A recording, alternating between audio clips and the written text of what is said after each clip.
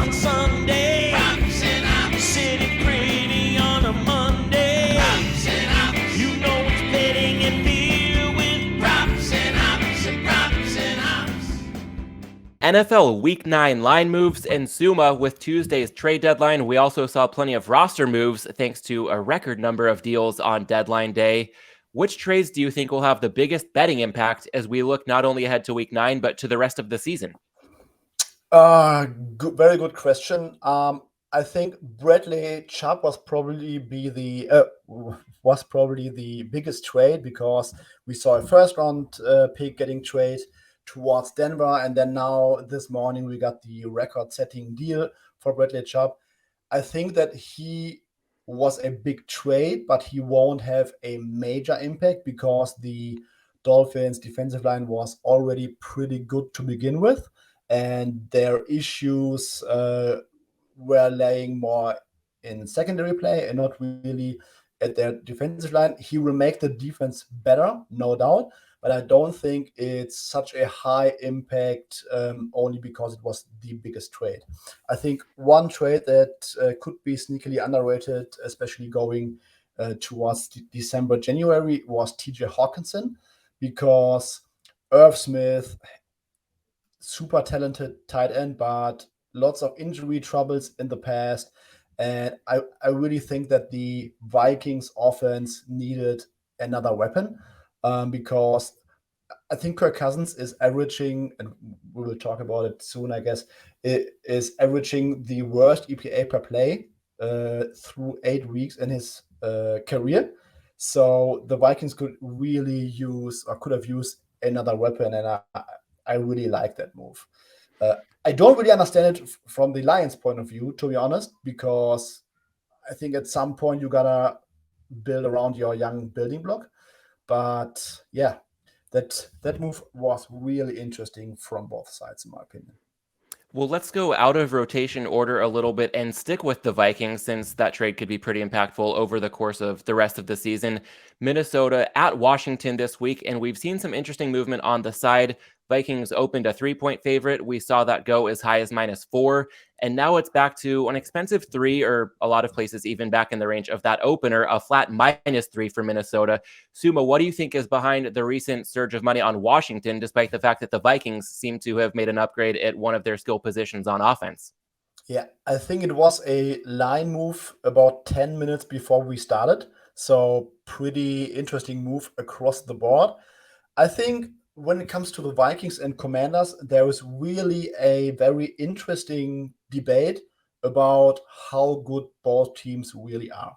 Because the Vikings, they are 7-1, or is it 6-1? But their underlying metrics don't really match up with the overall record. And like I said, Kirk Cousins is playing statistically, in terms of EPA per play, the worst season of his career when we only focus on the first 8 weeks of every season. The Vikings defense has not been really good so far year to date. Their pass rush is slightly coming together over the past 2 weeks, but it's not a team that anyone would rank near the top tier in the NFC. I mean, in top tier of NFC, Eagles, Cowboys, then there's a gap, and then we could probably debate whether the Vikings belong there or whether we would have a team like the 49ers even ahead of them. And for the Commanders, they just switched to Tyler Heineke, but over the past 3 weeks, where they had 3 wins, they really needed some fluky stuff to beat the Bears and some fluky stuff to beat the Colts last week. So I think there is this back and forth whether or about which team is more for real, so to speak, and we might see an interesting back and forth with the 3 and the 3.5. I think TJ Hawkinson, he will play a role probably, but I don't know, or I'm not sure how much it's going to be. We might see more from some practice reports going forward. But usually guys in the passing game don't have the biggest role. I mean, Robbie Anderson, I think it was his second game officially for the Cardinals, and he ran 6 routes last Sunday. So we don't know what we are getting. But yeah, it's a very interesting debate, I guess, between the 3 and the 3.5 going towards Sunday, unless we see any other significant injury news. Sticking in the early window on Sunday and hopping over to the AFC, Indianapolis at New England. This side has also seen some noteworthy movement over the course of the week thus far. The Colts opened as high as +6.5, and that number is down to as low as +5 at some sharp shops. And Suuma, I want to talk to you about the quarterbacks in this one, because as we look at Sam Ehlinger, his mobility was the reason why a lot of Colts fans might have seen some upside with the quarterback change from Matt Ryan. And he only ran 5 times for 14 yards if we exclude a kneel down at the end of the first half last Sunday. So the mobility not maybe as promising as people expected it to be in week 1 for Ehlinger. Also, of course, a rookie QB going up against Bill Belichick. We know what that means historically. But on the flip side with the Patriots, Mac Jones had some head-scratching decisions last Sunday against the Jets. I know he was bailed out by a roughing the passer flag to negate a pick 6 at the end of the first half in that one. And yes, by the letter of the law, that was a penalty. But in reality, I think the spirit of the law would beg for that flag not to have been thrown. So overall, as we approach this one between the Colts and the Patriots, is there a quarterback situation on either team that you find more alarming at this point? I think I find the Mac Jones situation more alarming because we don't know what we will get from Sam Ehlinger going forward. I mean, at some point, the Colts have to use his legs, and I really thought that this would have been an emphasis going into the game against the Commanders, and it was very mind-boggling that he did not run the ball. Especially, I think he had close to 500 carries in college at Texas, so that was really, really mind-blowing. I mean, I can understand that you cannot change your entire offense within 1 week, but I really thought that, especially with how bad their run game is going right now, I really thought that they would switch to more of a run-heavy dual threat quarterback kind of offense. Will we see it this week? I don't know. I hope so, because the Patriots have shown a tendency to not being able to stop that. We saw it against Justin Fields and Lamar Jackson this week. But I think the quarterback situation for the Pats is more alarming because Mac Jones had an incredible rookie season. I think I tweeted it back in July or August. Statistically speaking, it was one of the best rookie season performances over the past 6 years when we look at underlying efficiency metrics. And this season, I give him the injury, but he ranks 28th out of 39 passers in terms of PFF passing grade. And that's something that I did not expect going into the season, because he has been that accurate passer with a low ceiling, but he was moving the offense last year. And that's something that we have not seen this year. So I'm really concerned about that offense. And I think at this point, no one can really make a good case for why Mac Jones is still a significant upgrade over Bailey Zappi.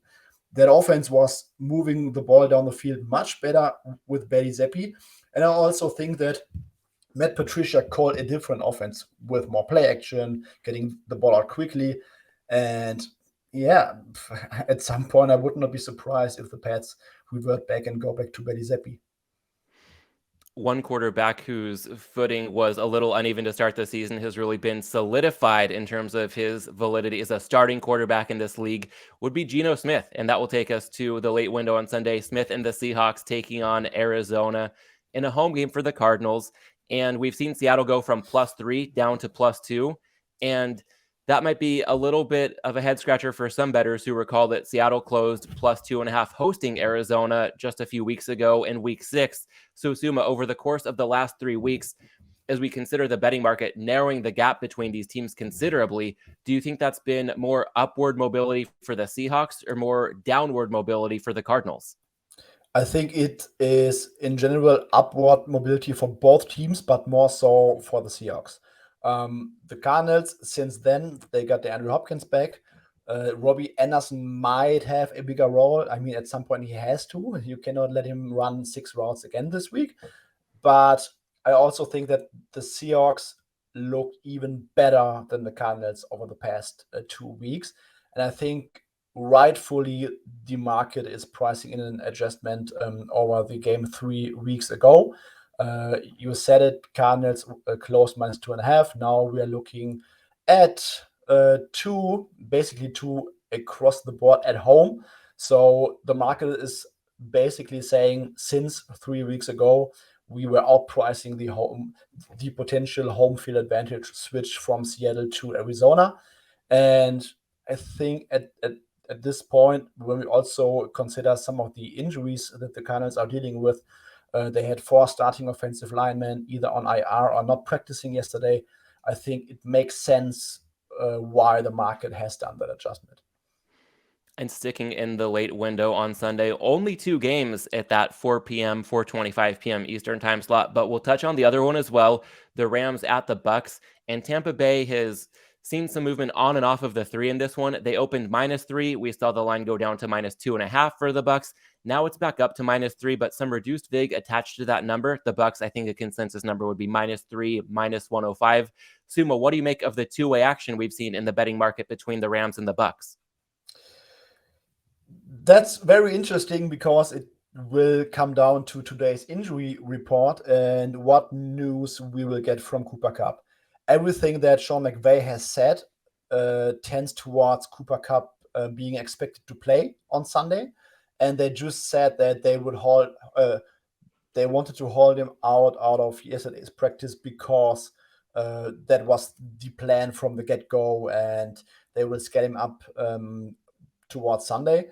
I think if there are bad news on Cooper Kupp, like maybe there was some swelling today, I think we might see more Bucs money. But if he's good to go today in the practice, I think we should see a little bit more of Rams money. So it's the hashtag Cooper Kupp watch this week, most important player outside of quarterback for the Rams offense. And that will probably define the market movement for a game with 2 teams that are really, really underperforming and really playing badly on offense over the past couple of weeks. And one team has to get back on track with a win. And I think the Rams will have a little bit more pressure because the Bucs are still playing in the NFC South, and that ship is probably easier to ride than the one of the Rams. As you talk about the Cooper Kupp injury watch, I think a lot of injuries being monitored closely in the 5th and final game we'll talk about that's seen some noteworthy line movement so far this week. And that's the Monday night matchup between the Ravens and the Saints in New Orleans.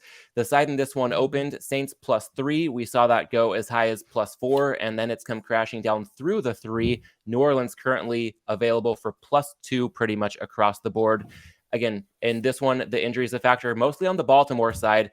And Suuma, I'm curious, because the Ravens are nursing some injuries, they've also got their bye next week. So if in doubt, they might choose to rest some guys just to make sure that they have everybody at or near full strength coming out of that bye. All things considered, do you think we're more likely to see this line continue to shorten, or might it get back to the -3 range for the Ravens before kickoff?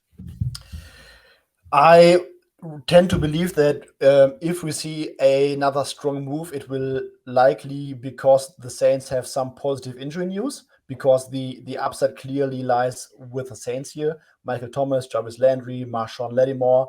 And on the Ravens side, it's really about whether Mark Andrews will be able to go, because Rashad Bateman is already ruled out for a few weeks. And for the Ravens, it will come down to Mark Andrews and the Saints, the other 3 key players. I think that the early movement or the early Monday movement from the 4 at Chris down to the 3 and to the 2.5 was simply saying the Saints should not lay a field goal in this situation with a positive injury upside on their side at home, because the Ravens still have some issues on offense, very inconsistent. The Saints are just coming off that crazy shutout win against the Raiders. They might get some players back. So I think that initial move was all about that shouldn't be more than a field goal. And now it's a time for some injury watch and see whether the Saints can get some players back, because they have their first practice today. All right, so as we wait and see what news we get for Cooper Kupp in that Bucs-Rams game and what kind of injury news we get concerning Mark Andrews and a few key players on the Saints, I'd like to move on to Fabian's forecast and see if there's any clarity you can lend that could perhaps even approach the high bar that you set last week, Suuma, when you were spot on calling the favorite flipping in that Niners-Rams game.